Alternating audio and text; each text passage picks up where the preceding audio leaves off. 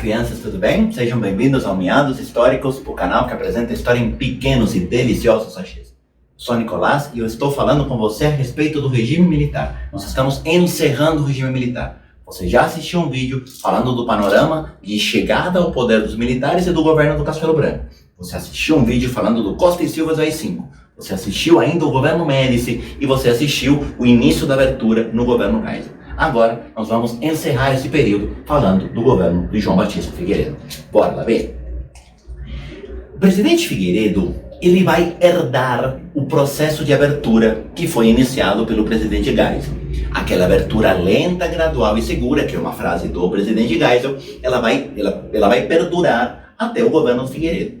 Então, também não espere aqui uma virada muito brusca. A abertura continua sendo lenta, gradual e segura. O primeiro passo disso foi a revogação do AI-5, com a volta dos direitos, a progressiva volta dos direitos civis, certo? Só que agora o presidente Figueiredo, ele vai ter que lidar com uma nova situação. E o ano de 79, ele é decisivo para você entender esse processo de abertura, mas para você continuar tendo a certeza de que ela foi lenta, gradual e segura. Só que são duas medidas aqui que podem te induzir a você se empolgar e achar que a abertura era muito mais radical do que de fato ela era. Em 79, são criadas duas leis. Primeira, uma lei chamada Lei da Anistia. E a segunda lei de 79 é uma reforma eleitoral que na prática vai promover o pluripartidarismo. E aqui que moram os perigos. Porque são duas leis aparentemente super democráticas. São duas leis aparentemente radicais, de ruptura. Quando, na verdade, são duas leis de profundo teor continuista ou silenciador. Em especial, a lei da anistia. O que significa anistia? Anistia é perdão de um crime. Anistia é perdão de um crime. E a lei da anistia, ela foi apresentada da seguinte forma: a partir de agora haverá uma anistia ampla, geral e irrestrita.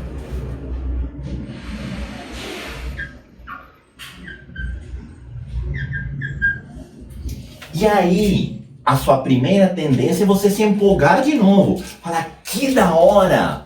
Todos os crimes foram perdoados. Então, não. Não foram todos os crimes. A anistia era ampla, geral e restrita, com exceção dos crimes de luta armada.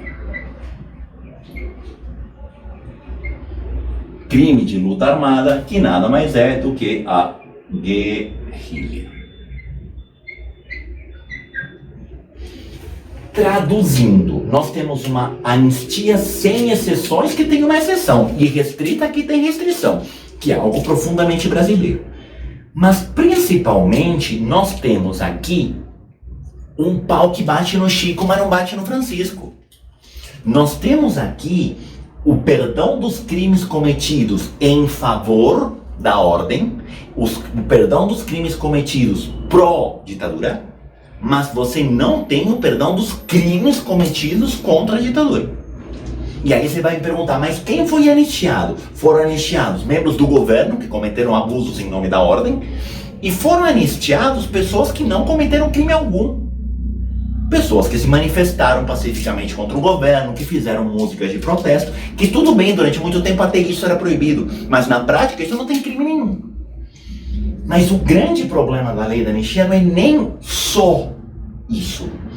A lei da anistia, da forma como ela foi apresentada, ela perdura com seus efeitos até os dias de hoje. E esse efeito é o famoso efeito da passação de pano.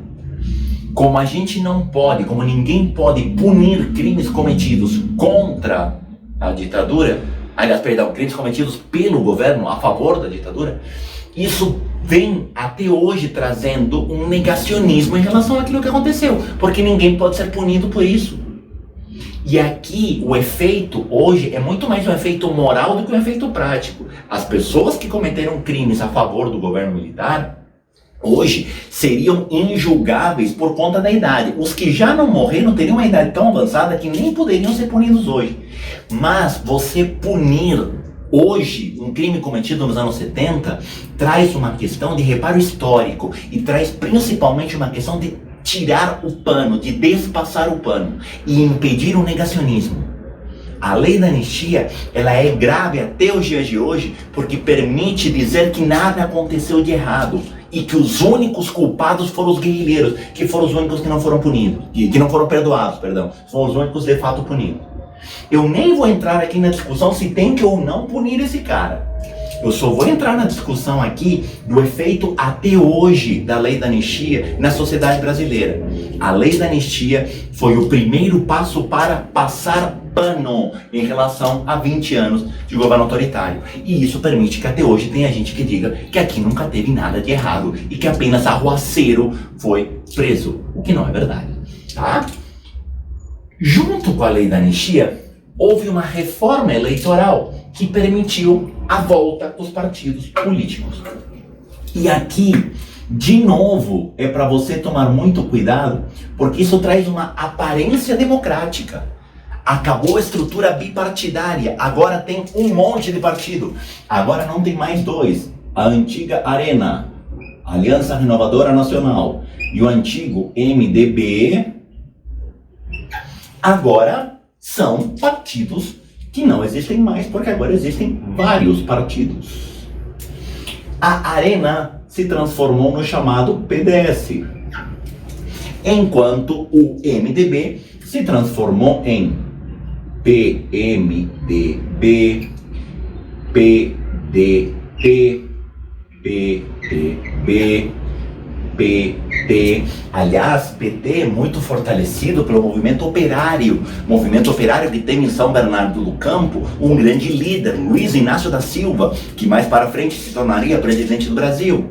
Movimento operário que com as suas greves ajudou a desestruturar o governo militar, ajudou a mostrar as fraquezas econômicas e o grande desequilíbrio social causado pelo governo militar. Isso se transforma em um partido político que a partir de agora é legalizado pelo pluripartidarismo de 79. E aqui você vai me perguntar, professor, mas que mau humor é esse com a história do Brasil? Isso é muito bom, agora tem pluralidade de ideias, então... Só que isso é uma baita de uma faca de dois legumes, como diria o filósofo. Sabe por quê? Porque ao mesmo tempo que eu dou uma aparência de legalidade e eu crio uma fachada pluripartidária, o pluripartidarismo, ele fragmenta a oposição. Fragmenta a oposição.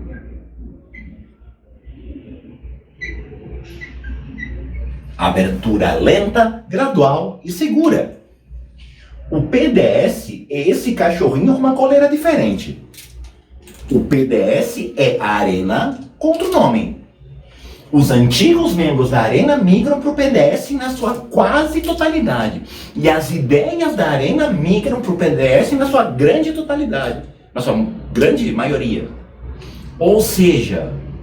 De fato, não tem grande diferença da Arena para o PDS. É o mesmo cachorro com uma coleira diferente. Uma roupagem diferente, um nome diferente. Mas o eleitor da Arena vai continuar votando no PDS. Não mudou nada. O cara que antigamente votava no MDB, agora tem várias opções. Mas se tem várias opções, esse partido se enfraquece. Porque agora, entre eles, disputam votos. Esses aqui são muito mais próximos de qualquer um em relação ao PDS. O pluripartidarismo foi uma tentativa de continuismo agora dentro da lei. Abertura lenta, gradual e segura. Mas o esgotamento do regime ficou muito claro quando, em 1982, nas primeiras eleições para governador e prefeito, portanto, eleições estaduais e municipais,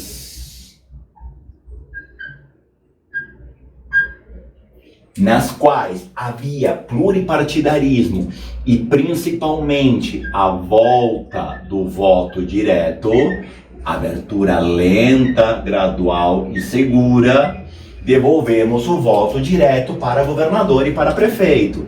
Até mesmo as grandes capitais, até mesmo as grandes cidades voltam a votar para governador e prefeito, tá? Acontece que você vai ter a vitória da oposição. Vitória da oposição em 23 estados.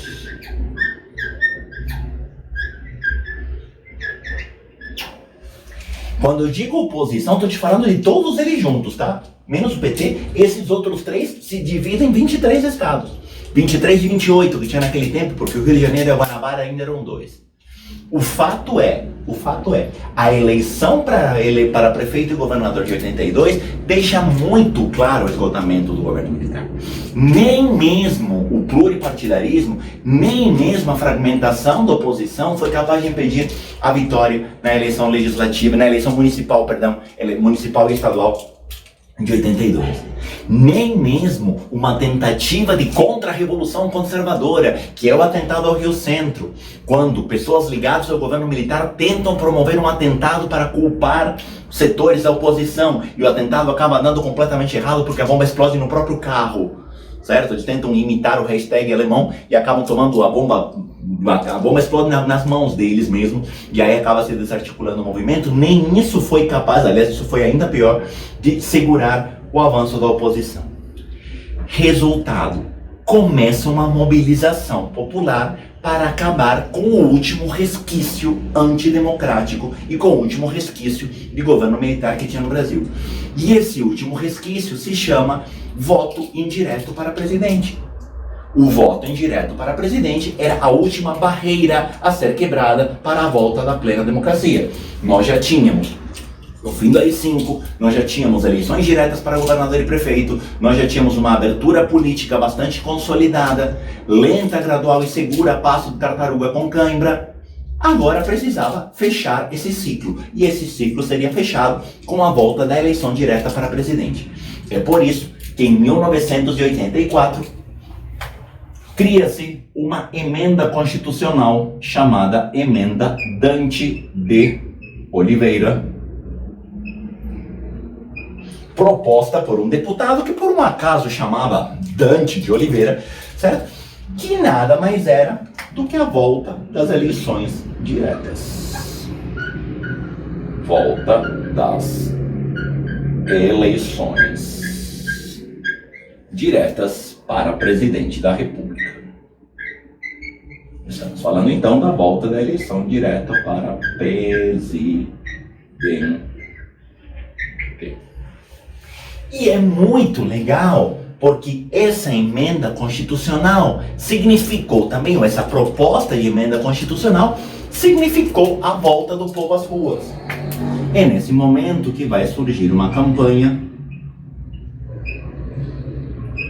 conhecida como campanha das diretas já. Ligue já.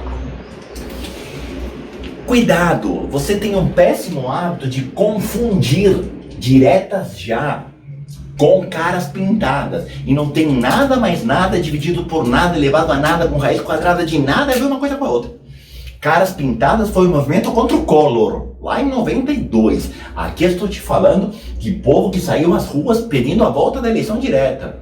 Aliás, essa campanha da direta já tomou as ruas, tomou a mídia e tomou até mesmo o futebol. O Corinthians, com a democracia corintiana, se transformou no grande símbolo dessa campanha. Sócrates, Casagrande, Zenon criaram uma autogestão do time do Corinthians, que por sinal evocava essa ideia da direta já. As decisões dentro do elenco eram tomadas por voto, e isso era replicado em cartazes E aí o Corinthians se transforma no grande símbolo da propaganda. Olha que coisa interessante. Enquanto a seleção de 70 foi o símbolo da propaganda oficial do governo para justificar o crescimento e a prosperidade do Brasil, agora o Corinthians, em 84, se levanta contra esse governo e se diz defensor da democracia e da volta das eleições diretas. Esse movimento é um movimento muito interessante por conta principalmente da figura do Sócrates. Sócrates, um jogador de futebol bastante fora da média de jogadores de futebol, tanto tecnicamente, o cara dos melhores do mundo, quanto culturalmente. Sócrates era médico formado, e eu digo era porque infelizmente ele morreu vítima de cirrose e alguns outros problemas decorrentes de álcool e demais drogas. Sócrates tinha uma formação cultural muito acima de jogadores de futebol, médico formado. Aliás, Sócrates que era irmão do Raí que depois, mais pra frente, viraria ídolo do São Paulo, certo? A campanha das diretas já mostra a primeira grande saída do povo às ruas, a primeira grande manifestação popular em prol de direitos. Mas isso não foi aprovado, tá? Essa proposta constitucional, essa proposta de emenda da Dante de Oliveira, essa proposta de volta de eleições diretas, ela foi rejeitada no Congresso Nacional. Essa emenda não passou. Portanto, em 84, tivemos a última eleição indireta da história do Brasil. E espero que seja a última de verdade. Última eleição indireta. Deveras que não tenhamos outra.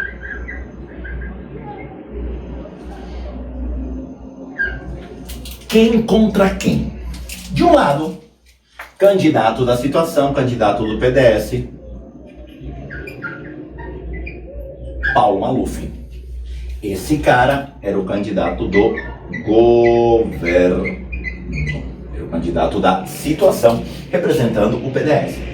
Do outro lado, o candidato da oposição, chamado Tancredo de Almeida Neves.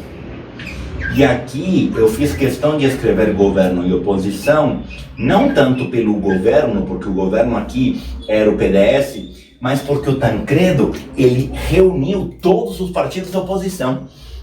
A oposição não é boba. A oposição sacou que isso aqui era uma forma de fragmentá-lo. O que ela fez? Se uniu e lançou um candidato só. Esse candidato chama Tancredo Neves.